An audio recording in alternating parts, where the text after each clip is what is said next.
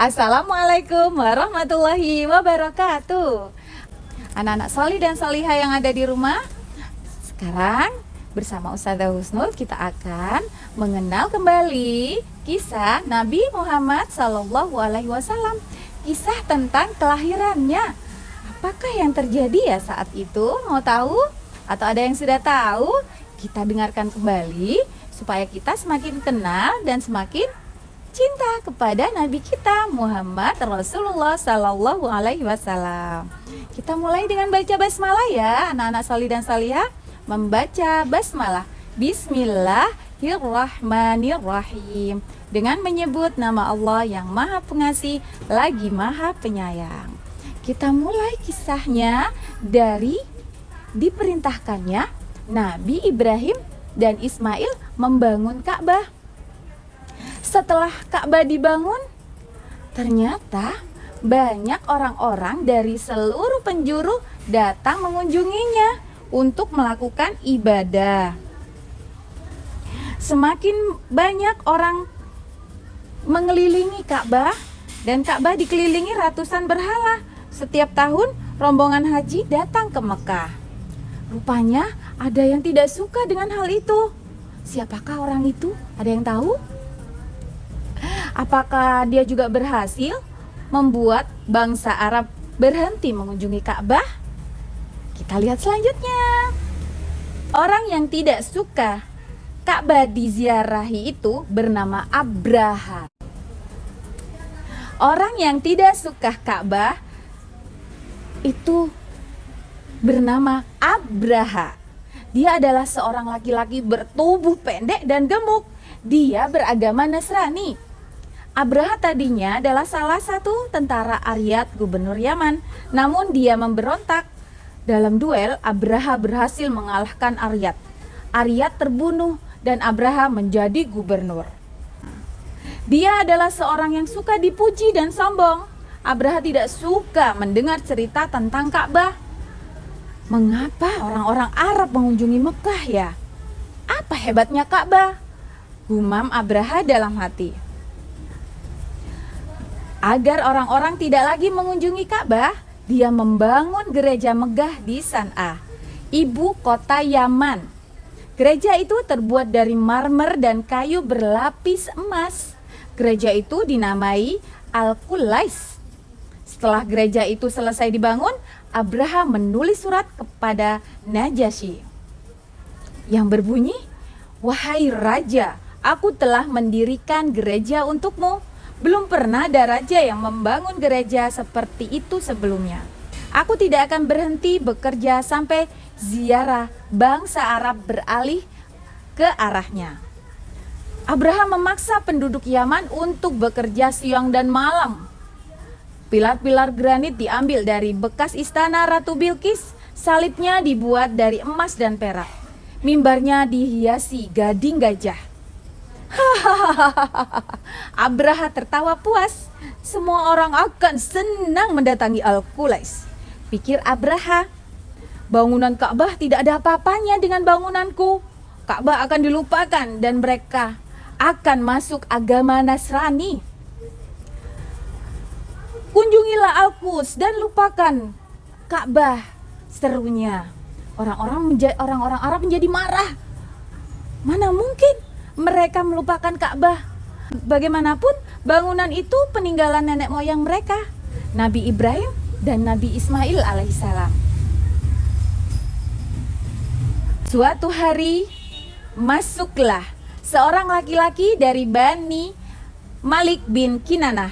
Dia mengobrak-abrik dan mengotori Al-Qulais. Siapa yang berani melakukan ini, wahai Abraha merah? Kakinya menghentak-hentakkan. Kalian akan menyesal, desis Abraha dengan mata melotot. Aku akan menghancurkan Ka'bah. Abraha segera menyiapkan tentaranya berjumlah 60.000 orang. Di bagian depan berbaris 9 sampai 13 ekor gajah. Abraham menunggangi gajah yang paling besar yang bernama Mahmud. Bam, bam, bam. Rombongan tentara gajah itu berjalan menuju Makkah. Suatu langkah mereka berdebam membuat semua penduduk negeri yang dilalui menjadi getar, takut. Kira-kira anak-anak solih dan solihah, berhasilkah Abraha menghancurkan Ka'bah? Kita lanjutkan ya kisahnya. Nah, pasukan tentara bergajah segera bergerak. Pasukan kabilah Arab yang menghadang berhasil dikalahkan oleh mereka karena mereka jumlahnya banyak. Sampailah pasukan di Muhammas, letaknya sekitar 24 km sebelah timur Ka'bah. Berhenti, kita berkemah di sini. Sebagian pasukan maju terus ke Mekah, rebut semua harta mereka, seru Abraha. Bergeraklah sebagian pasukan ke Mekah. Pasukan itu dipimpin oleh Al-Aswad bin Maksud. Mereka kembali membawa harta milik orang-orang Tihamah, di antaranya 200 ekor unta milik Abdul Muthalib. Abraha lalu mengutus Hunatah al-Himyari. Tanyakan siapakah pemimpin negeri ini, pesan Abraha. Lalu Hunatah berkata kepada penduduk Mekah, sungguh kami datang untuk memerangimu. Kami datang untuk menghancurkan Ka'bah. Jika kalian tidak menghalangi, kita tidak akan perlu berperang. Kalau kalian ingin damai, datangkanlah pemimpin kalian padaku. Akhirnya Abdul Muthalib dibawa menemui Abraha. Abraha mengira Abdul Muthalib akan memohon kepada Abraha untuk menghentikan serangan tersebut. Apa keperluanmu datang kemari? Tanya Abraha congak. Abdul Muthalib pun berkata, kembalikan 200 ekor untaku. Jar Abdul Muthalib tenang. Apa? Abraha terbelalak kaget. Mengapa kau lebih mengkhawatirkan untamu? Padahal kami datang ke sini untuk menghancurkan Ka'bah. Unta-unta itu milikku. Sedangkan Ka'bah itu milik Allah. Maka Allah lah yang akan melindunginya, ujar Abdul Muthalib. Tidak mungkin Tuhanmu memberikan perlindungan dari seranganku, kata Abraha dengan sombong. Terserah padamu, kata Abdul Muthalib. Abraha mengembalikan unta dengan wajah geram sekaligus heran. Kemudian Abdul Muthalib berpesan, hai kaumku, tinggalkanlah Mekah, berlindunglah ke bukit-bukit. Sungguh, aku melihat pasukan Abraha mustahil kita lawan. Bersama beberapa tokoh Quraisy, Abdul Muthalib berdoa sambil memegang rantai pintu Ka'bah. Ya Allah, sesungguhnya seorang manusia menjaga tempat tinggalnya, maka jagalah rumahmu.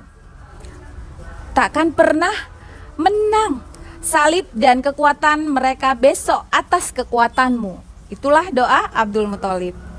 Pagi menjelang, Abraha menyiapkan pasukannya untuk menyerang Ka'bah. Pasukan gajah pun bergerak. Bam, bam, bam. Mereka sampai di lembah Muhasir di antara Musdalifah dan Mina.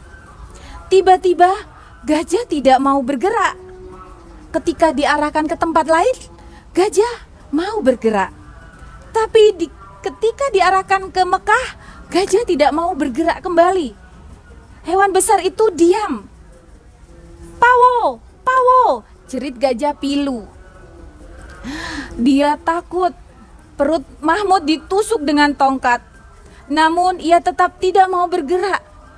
Kepalanya dipukul, dia juga tidak mau bangkit. Namun tiap kali diarahkan ke arah Yaman, gajah itu berlari penuh semangat. Saat itulah langit menjadi gelap. Serombongan burung menukik cepat. Setiap burung membawa 3 batu di paruh, 2 dijepit di kaki. Batu itu sebesar kacang. Ha, tolong, tolong. Pasukan lari kocar-kacir. Setiap yang terkena lemparan batu akan mati. Tubuh mereka koyak berlubang-lubang seperti daun dimakan ulat. Abraha berusaha kabur, namun tidak ada yang luput dari lemparan burung-burung tersebut. Dia terus berjalan dengan tubuh yang terkoyak. Sebelum sampai di San'ah, Abraha pun tewas. Pada tahun itu, lahirlah seorang bayi mulia. Wah, siapa yang tahu? Kira-kira bayi siapakah itu? Kita lanjut ya. Wahai orang-orang Yahudi, seorang laki-laki berteriak. Penduduk Yatsrib masih lelap tersentak. Siapa yang berteriak ya? Dengan wajah masam mereka mendatangi asal suara. Seorang laki-laki tengah berdiri di menara. Sesekali wajahnya menatap langit sambil terus berteriaknya, nyaring sekali. Hai orang-orang Yahudi, celaka engkau, jerit orang-orang, karena saat tidur mereka dibangunkan. Jadi mereka marah, padahal adalah berita besar. Bintang Ahmad telah terbit. Dia telah lahir. Suara itu bergetar. Ada kepanikan dan ketakutan di sorot matanya. Bintang Ahmad adalah bintang yang dinyatakan Taurat sebagai petanda kelahiran Nabi terakhir. Apakah benar telah lahir? Di mana? Semua orang berpandangan heran, takut sekaligus penasaran. Di tempat lain, kejadian aneh terjadi. Patung berhala di seluruh Jazirah Arab roboh. Di Persia, api abadi di kuil yang dianut oleh Majusi tiba-tiba padam. Padahal api itu dijaga siang dan malam. Ajaib, itulah petanda dari Allah Subhanahu wa Ta'ala. Pada saat yang sama, di kota Mekah yang damai, lahirlah seorang bayi laki-laki.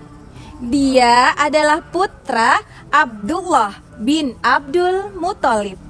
Ibunya bernama Aminah binti Wahab. Pada saat melahirkan, Aminah melihat seberkas cahaya keluar dari tubuhnya. Apakah dia bintang Ahmad itu ya? Dialah Ahmad yang disebut dalam Taurat dan Injil, Nabi dan Rasul terakhir yang membawa ajaran Islam dengan sempurna. Dialah Muhammad pembawa kebenaran. Dengan tergopoh-gopoh, utusan Aminah binti Wahab pergi ke rumah Abdul Muthalib. Dia, perempuan itu sambil tersenyum berkata, telah lahir bayi untukmu. Abdul Muthalib langsung berdiri. Dia bergegas pergi ke rumah putranya. Seorang budak perempuan bernama Thuwaibah juga berlari ke rumah tuannya Abu Lahab. Tuan, kata Thuwaibah. Ada apa Thuwaibah? Mengapa berteriak memanggilku? Seru Abu Lahab. Kabar gembira tuan. Ada apa? Cepat katakan. Putra saudara Anda telah lahir. Laki-laki, sehat dan tampan. Putra tuan Abdullah telah lahir tuan. Mata Abu Lahab itu berbinar, senang. Tanpa sadar dia melompat-lompat senang. Seperti anak kecil, syukurlah Abdullah memiliki putra. Abu Lahab segera berlari lalu mengabarkan hal itu kepada yang lain. Kegembiraan meliputi kediaman keluarga besar Abdul Muthalib. Seluruh keluarga besar bersyukur atas kelahiran putra Abdullah. Seorang bayi laki-laki sehat dan tampan telah lahir. Nah, kelak dia akan menjadi nabi terakhir dan pembawa kebenaran, membawa kegembiraan juga untuk umat seluruh dunia. Wah, siapakah ya nama nabi tersebut? Abdul Muthalib telah tiba di rumah sederhana tempat tinggal Aminah melahirkan putranya. Perempuan mulia itu masih terbaring lemah. Bayi laki-laki itu berbaring juga di sisinya. Aminah, sapa Abdul Muthalib lembut. Menantunya itu membuka mata pelan. Gemetaran tangan Abdul Muthalib mengangkat cucunya. Dialah putra Abdullah yang telah tiada. Bayi ini yatim sejak dalam kandungan ibunya. Abdul Muthalib merasa gembira, sekaligus sedih teringat putranya. Air matanya bercucuran. Alhamdulillah, ujar Abdul Muthalib. Dia tampan dan sehat. Diciumnya cucunya berkali-kali. Bergegaslah dibawa bayi tersebut ke Baitullah. Abdul Muthalib bertawaf di Baitullah. Dia berdoa dan bersyukur kepada Allah. Dia memilihkan nama Muhammad untuk cucunya. Muhammad artinya terpuji, sama dengan Ahmad. Nah, kenapa Abdul Muthalib memilihkan nama Muhammad atau Ahmad? Karena Abdul Muthalib ingin anak tersebut akan terpuji, menjadi anak yang terpuji, terpuji di langit dan terpuji di bumi. Masya Allah. Ternyata saat Nabi Muhammad lahir bertepatan dengan Raja Abrah akan menyerang Ka'bah. Saat itu bertepatan dengan tanggal 12 Rabiul Awal tahun 571 Masehi. Masya Allah, itulah kisah tentang kelahiran Nabi kita Muhammad Sallallahu Alaihi Wasallam. Terima kasih anak-anak solih dan solihah. Insya Allah dengan kita tahu cerita tentang kelahiran Nabi Muhammad, kita semakin cinta dan bangga dengan Nabi kita, Nabi Muhammad Sallallahu Alaihi Wasallam. Terima kasih anak-anak solih dan solihah. Ustazah Husnul ucapkan Assalamualaikum warahmatullahi wabarakatuh.